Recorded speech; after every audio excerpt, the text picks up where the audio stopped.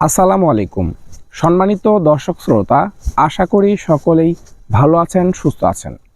দর্শক বন্ধুরা, আমাদের আজকের ভিডিওতে আপনাকে স্বাগতম। সুপ্রিয় দর্শক শ্রোতা, আজকের ভিডিওতে আলোচনা করব রসুনের আগামরা এই রোগটির সম্পর্কে। দর্শক, আমরা যারা রসুন চাষ করি, ম্যাক্সিমাম প্রত্যেকজনের আমাদের ফসলি জমিতে রসুনের আগামরা রোগটির আক্রমণ হয়ে থাকে।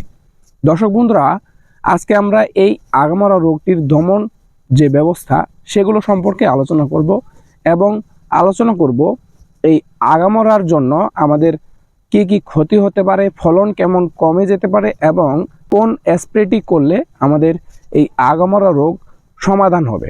দর্শক, আর কথা না বাড়িয়ে চলুন বিস্তারিতভাবে আলোচনা শুরু করা যাক। আলোচনা শুরু করার আগে আপনারা যারা কৃষিকে ভালোবাসেন, কৃষি কাজের সাথে সম্পৃক্ত আছেন, তাদের কাছে একটা রিকোয়েস্ট থাকবে, আমাদের চ্যানেলটি সাবস্ক্রাইব করে আমাদের পাশে থাকুন। সম্মানিত দর্শক শ্রোতা, আপনারা আমার স্ক্রিনে বর্তমানে যে রোগটি দেখতে পাচ্ছেন, এটি কিন্তু রসুনের আগামরা রোগ। দর্শক, এই রোগটি আপনার ফসলি জমিতে হওয়া মাত্রই জমিতে সমস্ত প্রকার আগাছা তুলে ফেলতে হবে, জমি একেবারেই পরিষ্কার করে দিতে হবে। এরপরে আপনাকে জমিতে সুষম মাত্রায় সার ব্যবহার করতে হবে। এখন সুষম সার বলতে অনেকেই বুঝে না। সুষম সার হলো পরিমাণ মতো সার ব্যবহার করতে হবে। আপনি যেই সারই ব্যবহার করেন না কেন, এগুলো পরিমাণ মতো ব্যবহার করতে হবে। দর্শক বন্ধুরা, এরপরে আপনার ফসলি জমিতে প্রতিদিনই পরিদর্শন করতে হবে। কি সমস্যা হলো, কি রোগ হলো, এটি ভালোভাবে খেয়াল করতে হবে।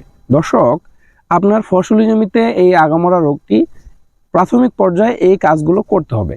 এরপরে যখন দেখবেন জমিতে এগুলো করার পরও আগামরা রোগটি আরও বেড়েই চলে যাচ্ছে, সেক্ষেত্রে যে স্প্রেটি করতে হবে সেটি হলো ম্যানকোজেব প্লাস মেটালেক্সিল গ্রুপের যে সকল ছত্রাকনাশকগুলো রয়েছে, যেমন রোভরাল, রিডোমিল গোল্ড, ডাইথেনাম 45 বা ইত্যাদি, এই গ্রুপের যত প্রকার ছত্রাকনাশক রয়েছে আপনি চাইলে যে কোনো একটি এখানে স্প্রে করতে পারেন। দর্শক বন্ধুরা, এগুলো মাত্রা হলো প্রতি লিটার পানিতে 2 মিলি হারে ভালোভাবে মিশিয়ে শেষ বিকেলের আগে অর্থাৎ সন্ধ্যার আগে পুরো রসুনের জমি ভালোভাবে স্প্রে করে ভিজিয়ে দিলে এই যে আগামরা রোগটি এটি কিন্তু দমন হবে।